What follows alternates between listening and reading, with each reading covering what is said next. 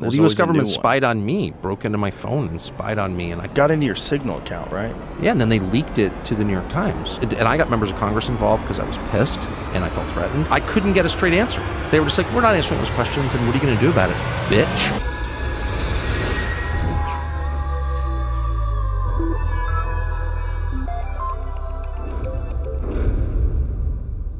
Welcome back to Tracking That, a channel where we try to track what liberals are saying but end up not being able to as usual. And in today's video, it's on Tucker Carlson being spied on as he tells all about it on Joe Rogan's podcast on how the government said, "What are you going to do about it, bitch?" on why they leaked his text messages. And yes, that's exactly what Tucker said. They told him, "What are you going to do about it?" I can't tell if that's the exact wording that they said or if that's the implied wording that they used towards him. I think there's too many of us that are compliant to the fact that the US spies on us and it's happening in our very pocket. And it's not like they're just looking for illegal activity. They are actively targeting anyone from Christians to people whose views are completely different from the mainstream liberal Hollywood CIA view, which is exactly what happened to Tucker Carlson. The U.S. government contacted him. Tucker said they picked up his text exchanges between foreign nationals, which I think cannot happen without being directly targeted in the first place. But anyways, let's get on to the video. Let's see what Tucker has to say about what the U.S. government did to him or really tried to threaten him, and obviously it hasn't worked out. Well, the U.S. government spied on me, broke into my phone and spied on me, and I couldn't get a straight answer to that, and I'm not a felon, and well, not only that, they got into your Signal account, right? Yeah, and then they leaked it to the New York Times, what they found there. So it's one thing to say, okay, we picked up your text exchanges with a foreign national, which is true. Well, it's because of my job. Like, why wouldn't I? And it's my right, as far as I'm concerned. That's not illegal.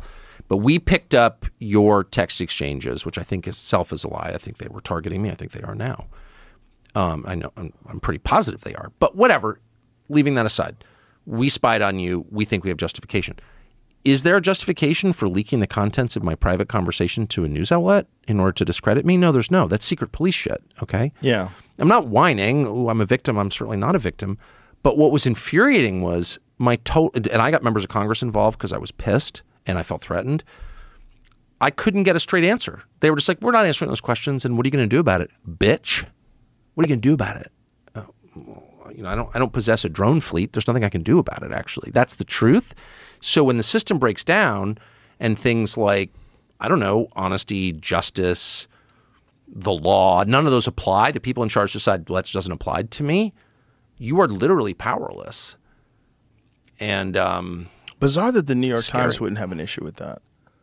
Well, the New York Times does that all the time. But bizarre that they wouldn't have an issue with the government tapping into your phone. They work for the government. Are you kidding? Right. The New York Times?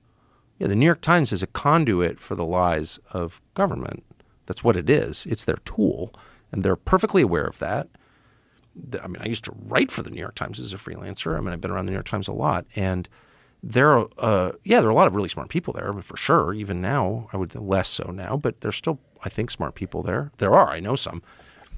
And they know, but they think that you know, it's worth it because they're bringing information, or I don't know what they think actually. But no, they're tools of power, and that's like the one thing that you're not allowed to be, even if you think the power is good. Like maybe they all support the agenda of the U.S. government, you know, destabilizing the world and impoverishing their own population. Maybe they're on board with that. Even if they are, they shouldn't do it, because the job of the media, the press, is to keep power in check.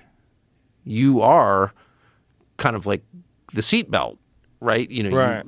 You make sure that things don't go too far. So it sounds like Tucker was on their radar and they wanted to attempt to take him out by leaking his text to the New York Times, which discredits that organization even further because, you know, they're essentially being a mouthpiece for the CIA.